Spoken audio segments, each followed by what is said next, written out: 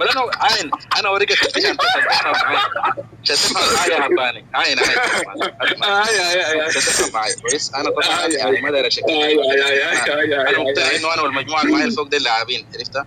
فلما تقول حاجه زي دي نسالك القلم سؤالنا اللي بعديه جبتها من وين؟ هتقعد تقول لنا انا والضيف وفي الصحيان وبتاع، بس في النهايه تروح في حته ضيقه يا حباني يا اخي. وبعدين ده حاجه انا اسمعني عمر البنا. طيب انا لقيتك يعني انت تعبان شويه، بس انا داير احذرك اقول لك حاجه، الغصب نوعين. ممكن تغصب صراحه تقول الزول ده عمل 1 2 3 او كنايه، وعقوبته ما الزول ده استشهد يعني ما في كفاره ثانيه. استشهد وين؟ استشهد الزول ده في الجنوب، انت ما عارفه؟ يلا انت مستعد؟ والله على العظيم انا اقول لك حاجه، لكن الزول مين يعني كل انا اقول لك حاجه لكن زول مين ما حقول. ارقد يا روس والله يوم القيامه الشوي لما انت فاهم حاجه، انت قاعد تدبر برهان ولا حمتي؟ اقول لك حاجه والله اقول لك حاجه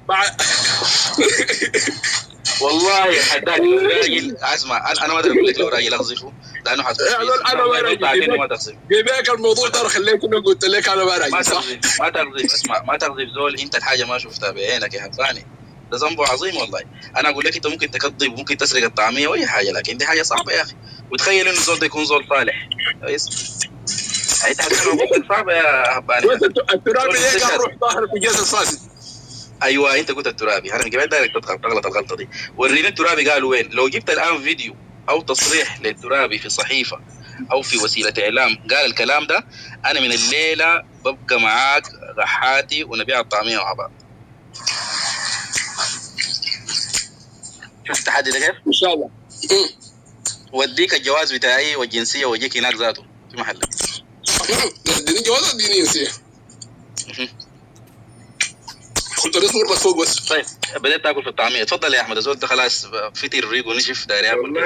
احمد عبد الرحمن يا اخي تفضل يا محمد علي يا اخي مرحبا. والله يا اخي انا بس والله داير اقول كلام بسيط جدا جدا. وعلي حبان يا اخي معلش يا اخي، لكن غاية من كلامك اللي عليك كده انا تاكدت انه انت ما عندك علاقه بالسياسه.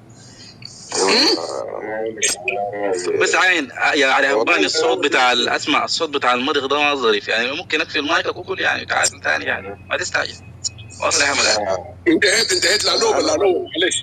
لعلوبه خلاص اقفل المايك يا لعلوبه، خلي حمد علي يتكلم. انتهينا لا ما هو داير يتكلم برضه اقفل مايكك يعني، الصوت بتاع النفس ما ظريف جدا.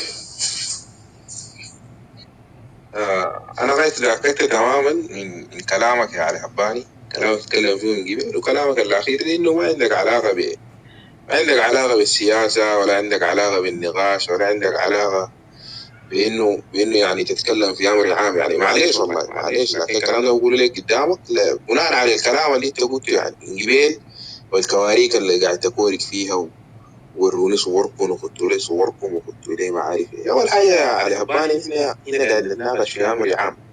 يعني يا سيدي خاتين فوق الحركه الاسلاميه السودانيه.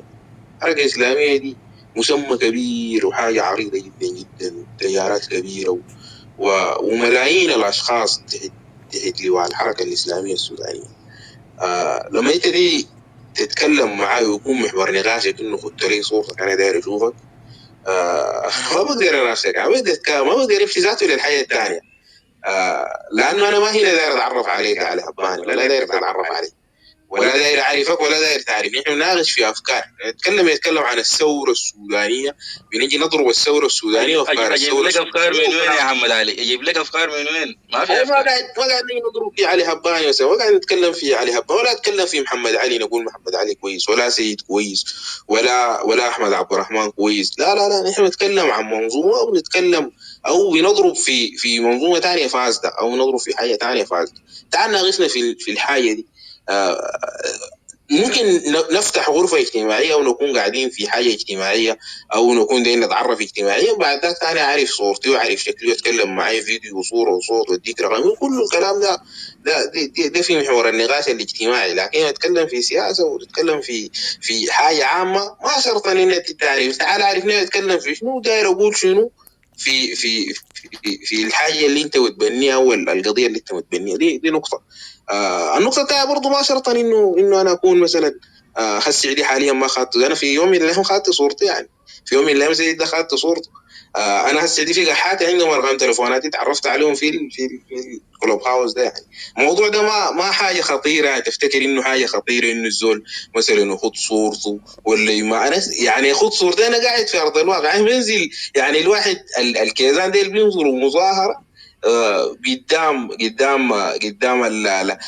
يعني مثلا اديك مثال، مثلا كنت وين في من بعد الثوره وظهرتوا بعد 25 اكتوبر. طيب انت ما سمعت بحاجه اسمها الزحف الاخضر يا علي هباني؟ ما دي كلهم كيزانه كانوا يورقوا في القصر. ده كان بيشاكل وما كانوا فاضيين، كان بيشاكل مع مسار. كانوا الكيزان دي عندهم حاجه اسمها الزحف الاخضر. بخير ان شاء الله. بس وريني الزحف خليك كمل يا انت يا اخي سؤال بس عين اسمع سؤال. ما بدك ليه نحن زحف الاخضر؟ عين انت ما كنت عارف. اسمع يا احمد علي، انت ما كنت عارف انه الفريق بكري حسن صالح كان نائب الامين العام للحركه الاسلاميه. فما لكم على زخرف حياه العنايه دي تفاصيل كثيره. واصل يا حمد علي. طيب يعني احنا يعني الكيزان قاعدين في ارض الواقع، قاعدين في الزحف الاخضر، عرضنا تحت دي من جوا.